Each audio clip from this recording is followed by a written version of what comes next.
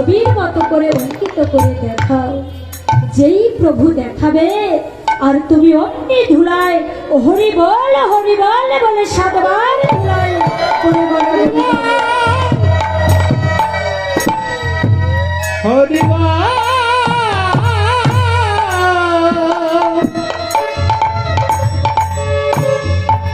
হরি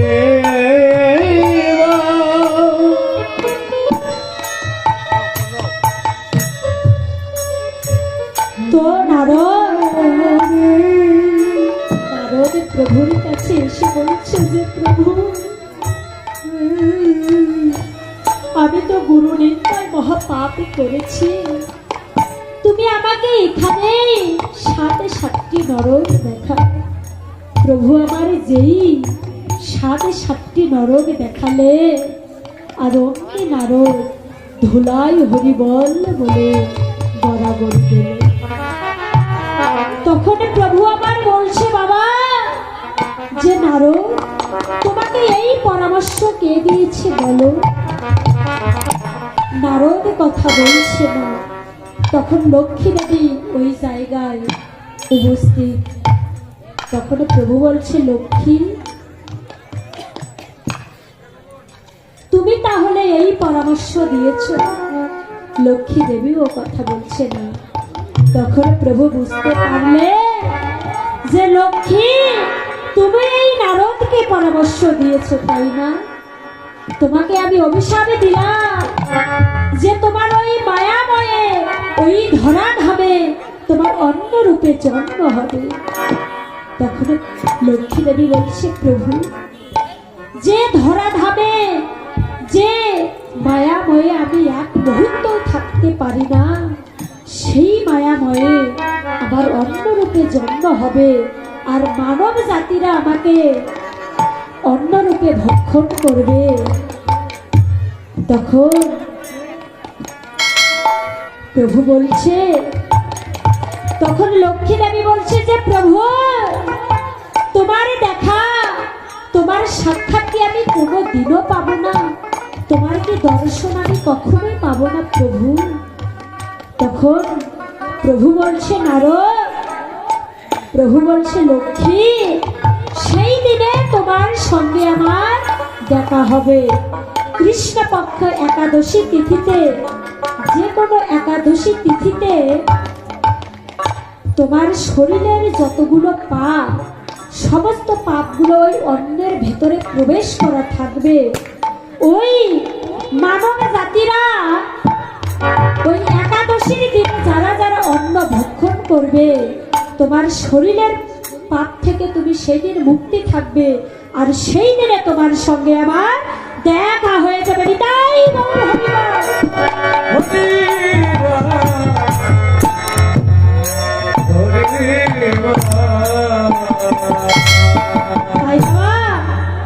একাদশীর দিনে অন্ন ভক্ষণ করা মানে কি? পাপ ভক্ষণ করা হয়। গুরুদেবকে হত্যা করলে যে পাপ হয়, একাদশী না করলে সেই পাপের বোঝা তাকে নিতেই হবে। ভগবানের সবথেকে প্রিয় ব্রত হলো একাদশী। আপনারা সকলে, আমি আপনাদের চরণে কৃপা করে বলছি, অনুরোধ করে বলছি, আপনারা সকলে প্রত্যেককে একাদশী ব্রত পালন করবেন।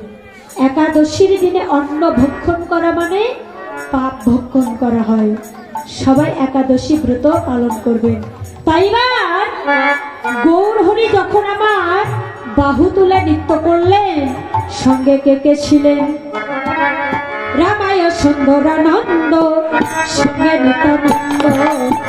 রামায় সুন্দরানন্দ, সঙ্গে নিত্যানন্দ। রামায় সুন্দরানন্দ, সঙ্গে নিত্যানন্দ।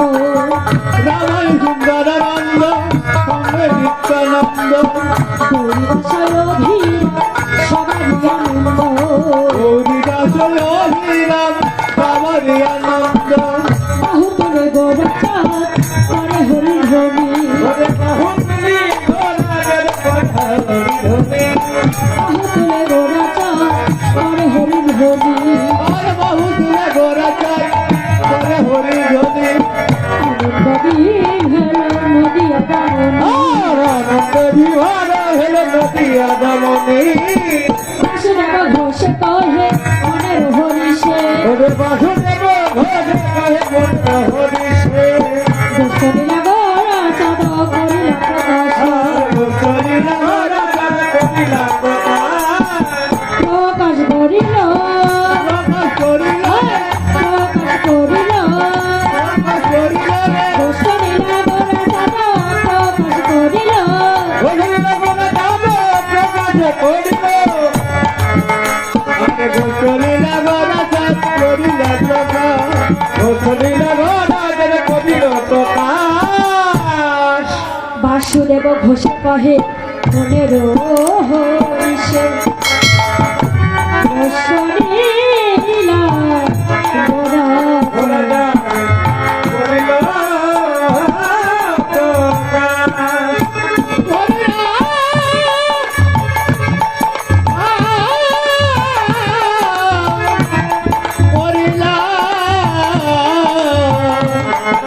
প্রকাশ বাঞ্ছকল্পতরুভস্য কৃপা সিন্ধু বয়ে বাস ভয়ে বাস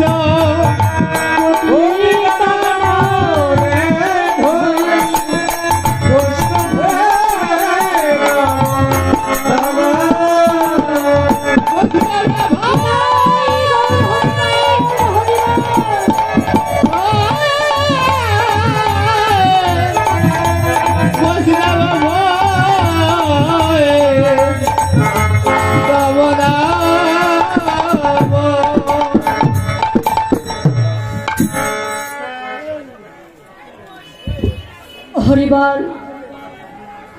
তাই কৃষ্ণ ভক্ত বাবা, গৌর ভক্ত মা, আমরা এতক্ষণ কৃষ্ণ কথা শ্রবণ করেছি। কোথায় কৃষ্ণ কথা শ্রবণ করেছি গো? নবদ্বীপে নয়। এখন আমরা কৃষ্ণ কথা শ্রবণ করব মধুময় মধুর বৃন্দাবন লীলায়। তো বৃন্দাবনে কে কে যাবেন তারা একটু হাত উঠান।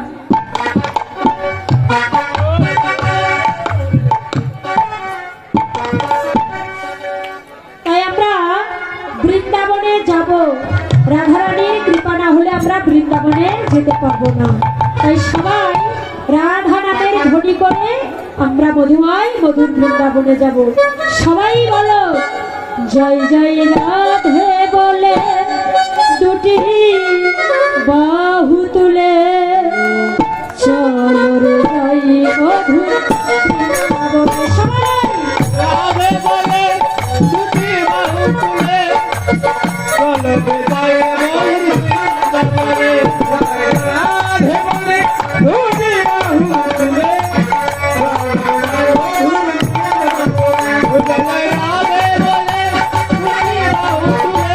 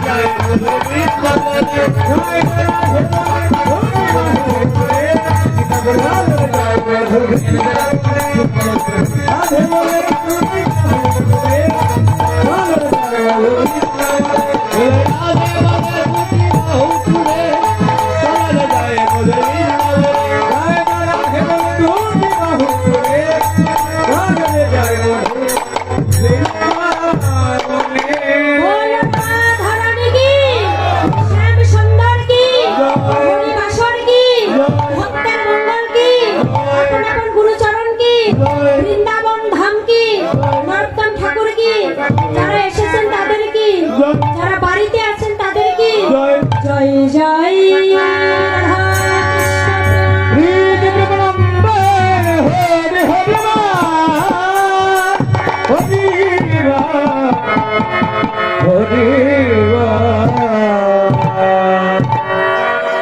হরিবল।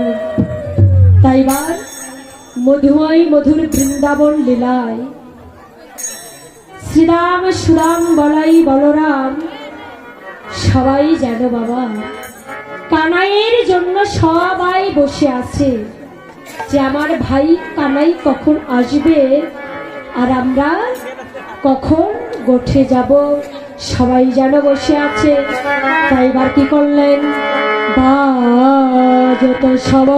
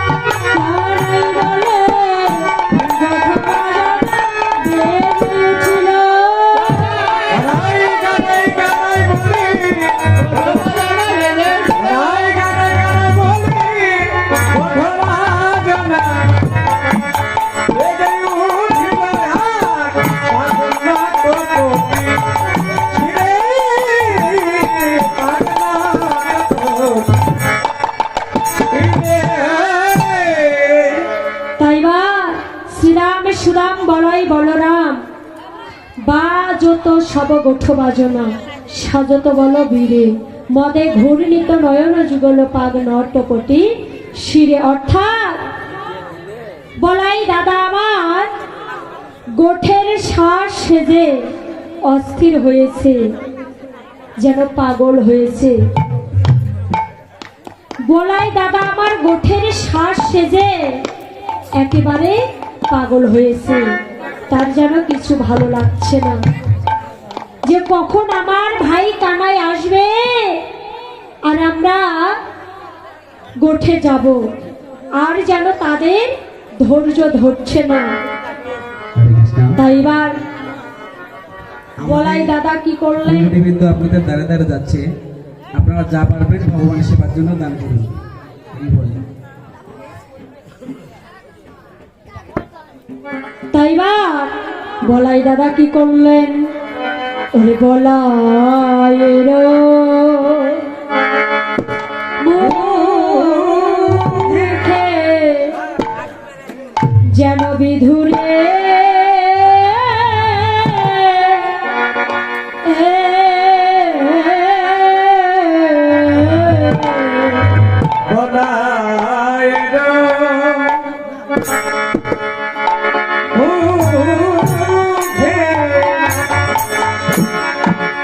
যেন বিদুরে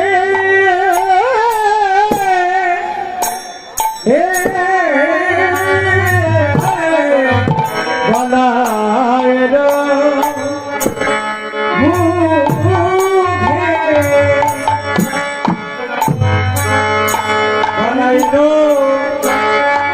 মুখে বিদুরে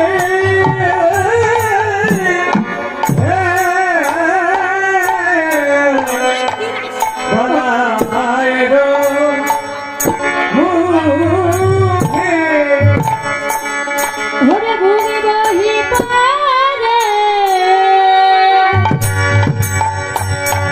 মুখের লাল।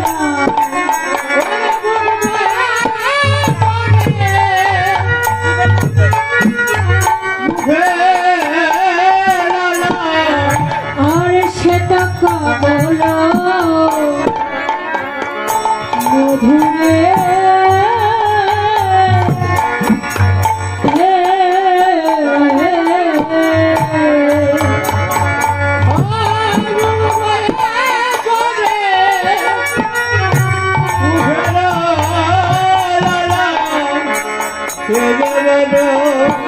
সেটা কমলের মধুরে